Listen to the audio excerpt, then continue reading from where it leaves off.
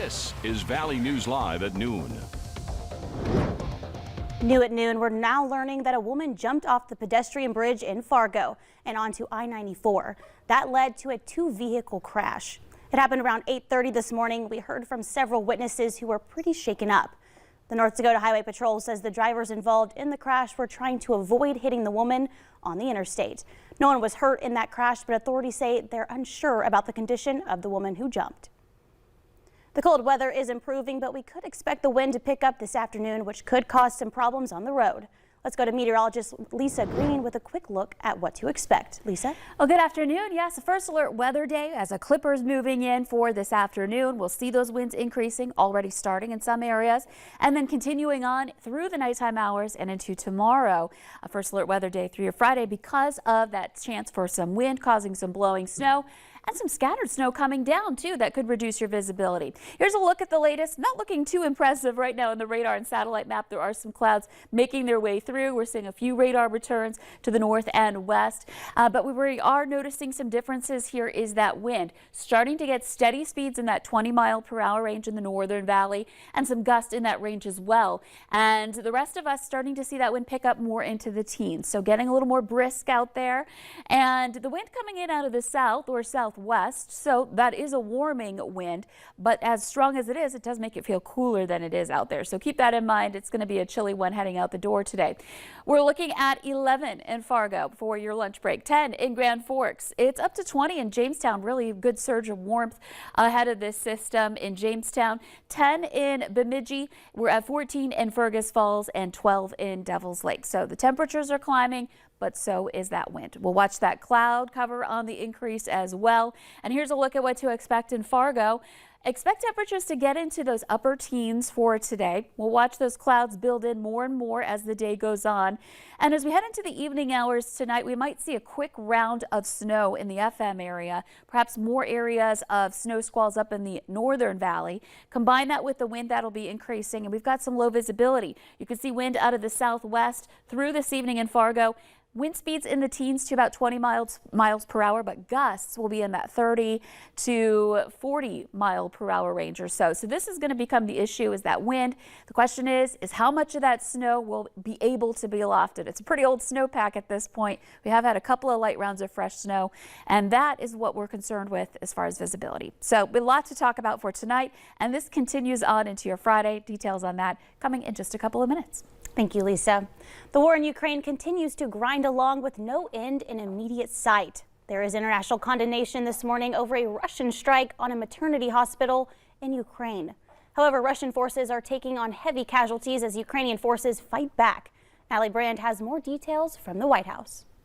Russia and Ukraine met for peace talks Thursday morning in Turkey, but the discussion ended without a breakthrough. They seek a surrender from Ukraine, but this is not what they are going to get. There is also no immediate progress on establishing a new humanitarian corridor out of Mariupol.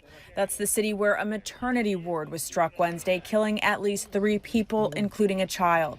Vice President Kamala Harris, while in Poland, called it a war crime. Any intentional attack on innocent civilians is a violation. The World Health Organization says it's not the first time Russia has hit a healthcare facility. WHO has verified 18 attacks on health facilities, health workers, and ambulances, including 10 deaths and 16 injuries. U.S. officials are concerned Russia could use chemical or biological weapons in Ukraine or create a false flag operation accusing the West of using them. We have seen one of their playbooks is to accuse the other that which you are doing or which you plan to do. A senior defense official tells CBS News Russia could encircle the capital of Kyiv in another 1 to 2 weeks if it's able to grind through significant Ukrainian resistance. Ukraine is strong. Ukraine is fighting.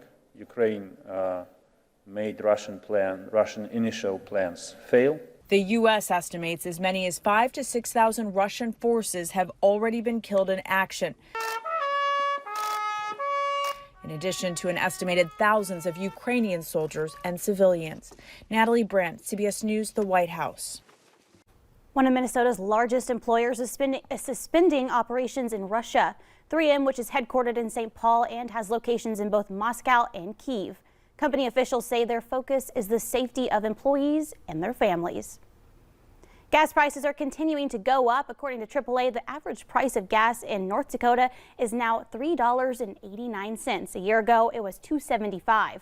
Minnesotans are paying slightly more with the state average of $3.95, whereas a year ago, it was $2.76.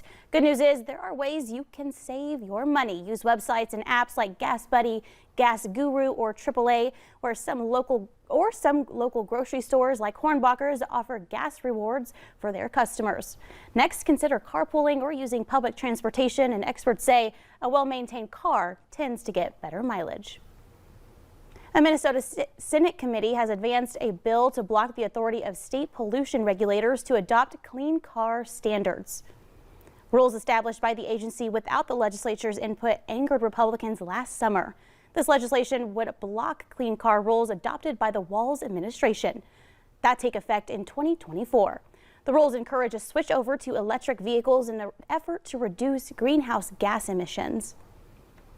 Coming up at noon, there's evidence sitting at the bottom of the sea that could be the key to reducing harmful gases in the atmosphere. But first, Lisa's next to talk about the first alert weather day that could impact your evening commute.